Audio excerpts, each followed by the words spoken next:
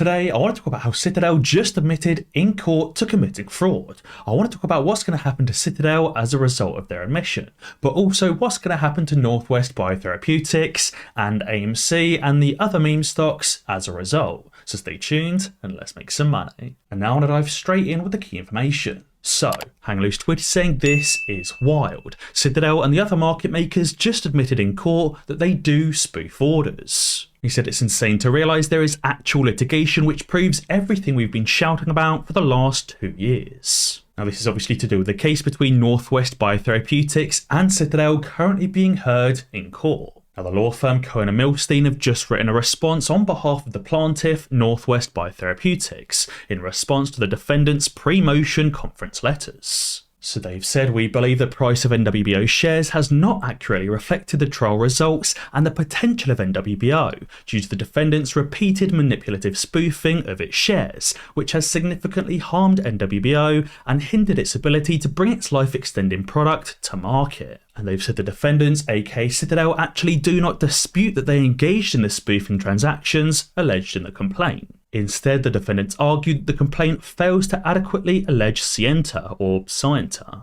Now I did have to Google what scienter or scienter means, but effectively alleging scienter basically means the defendants weren't aware of any wrongdoing. The defendants are basically arguing that they weren't aware of any wrongdoing. They're saying we weren't aware that spoofing was illegal, and we weren't aware that depressing the price artificially was wrong or illegal too. But they are wrong. First, the defendants, aka Citadel, argued the complaint fails to allege that the defendants were trading on their own behalf rather than on the behalf of clients. But the law firm has said whether the defendants' trades were in their own accounts or client accounts is irrelevant to their liability under the securities laws. And secondly, the defendants argued the plaintiff fails to adequately allege motive, which again is wrong, because the defendants sought to purchase NWBO shares at an artificially depressed price. And by spoofing, they drove down the price and thus saved themselves and potentially their clients hundreds of millions of dollars. I think it'd be very difficult for Citadel to argue that they accidentally made hundreds of millions of dollars for their clients accidentally. Clearly Citadel were aware of exactly what they were doing, pushing the price down in order to achieve a better price or simply crush the company which they were shorting. So I think this is an excellent idea from Cohen & Milstein to write directly to the courts, basically asking them to overturn Citadel's previous response. Citadel wanted the lawsuit discarded without prejudice, so this basically couldn't reappear in the courts again. But now that Cohen & Milstein have argued Citadel's scienter or scienter as ridiculous, it basically gives the courts no choice but to discard not the lawsuit, but Citadel's previous response and continue with the lawsuit. Which obviously, as Hang Loose tweeted, he said the fact that they are arguing scienter awareness of wrongdoing is absurd. He said they're proposing that none of the 7 major market makers understood the tactic of artificially lowering the share price was wrong or illegal, which obviously is rubbish because Citadel has been charged with spoofing in the past and therefore they fully know that spoofing stocks is illegal and depresses the price. Now this is a really interesting move by Citadel and I think it's completely the wrong move. Typically with most lawsuits, the SEC would turn around and say, Citadel, we believe that you weren't aware that spoofing was illegal and therefore we'll just issue you a small fine and say to not do it again.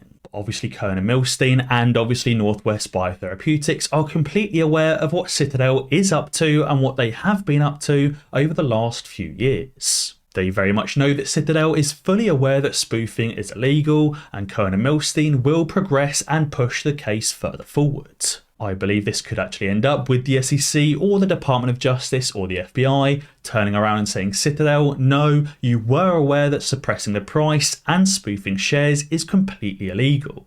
Therefore, we are suspending your license as a market maker and you will have to cease to trade. Now I do believe Travis may have hit the head on this one by saying the SEC themselves will do nothing, but the FBI and the Department of Justice will, and that's how Bernie Madoff was effectively caught. Also guys, if you haven't already, be sure to join me right here on Moomoo by signing up using the link in the description below.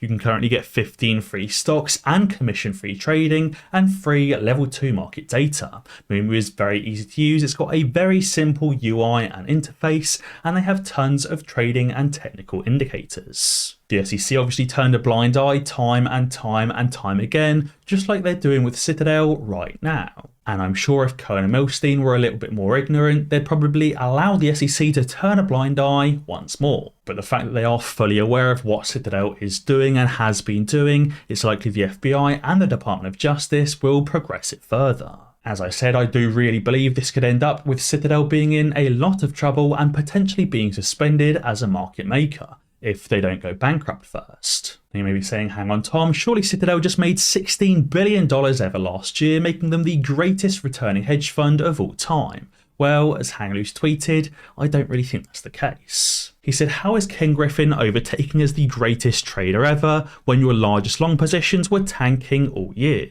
And you also had to sell off a 10% stake in your company for the first time ever, obviously because you needed to raise cash. You also had to halt client withdrawals, forcing your clients to withdraw over 4 to 6 years, not just 4 to 6 months, but 4 to 6 years. Citadel also took on several huge loans for balance sheet bolstering reasons. When companies do that, it's because they've run out of cash and they don't have any assets on their balance sheet, and they basically need to take on cash to survive. So why is Citadel taking on cash, desperate to survive, if they're supposedly the greatest returning hedge fund ever? On top of that, they also forcibly recalled their entire investment in Melvin Capital, which led to Melvin Capital being forced to shut down. As Hang Loose said, surely you don't take on tons of loans and force other hedge funds to shut down by asking for your money back or demanding your money back if you're having a record year. It seems this is just some creative accounting from Citadel, recognising their profits and hiding their losses. If anything, Citadel likely has not had a record year, or has had a record year for the largest loss they've ever sustained, not the largest profit they've ever made. And therefore Citadel may not be forced to stop trading by the FBI and the Department of Justice if they're already bankrupt. And that's why Suspended POS tweeted, he said, I still think that Ken Griffin goes to zero overnight very soon.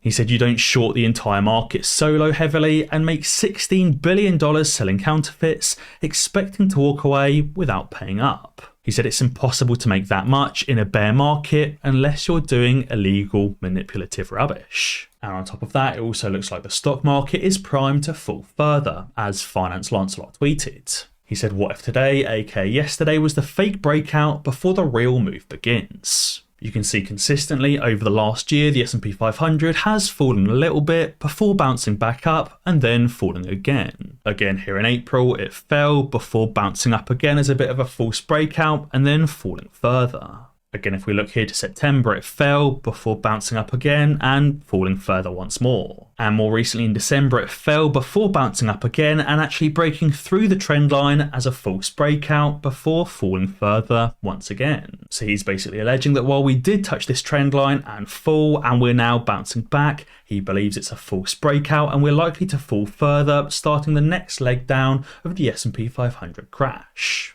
Iceberg also tweeted about a veteran trader, Jeffrey Bierman, who said realistically he believes that we tag 3,200 on the S&P 500 to 3,300. Basically saying he believes the S&P 500 is likely to fall from its current area of 4,000 points all the way down below the lows past 3,500 all the way down to 3,300.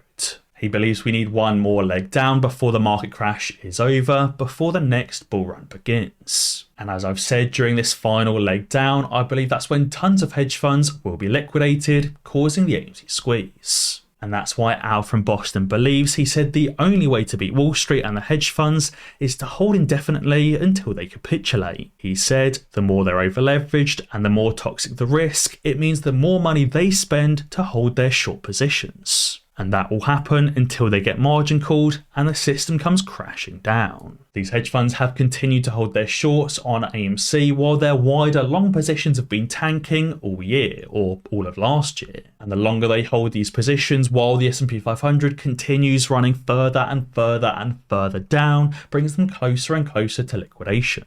And obviously when they get liquidated, they will be forced to sell off those longs and close out of their short positions. But guys, be sure to let me know what you think down in the comments below.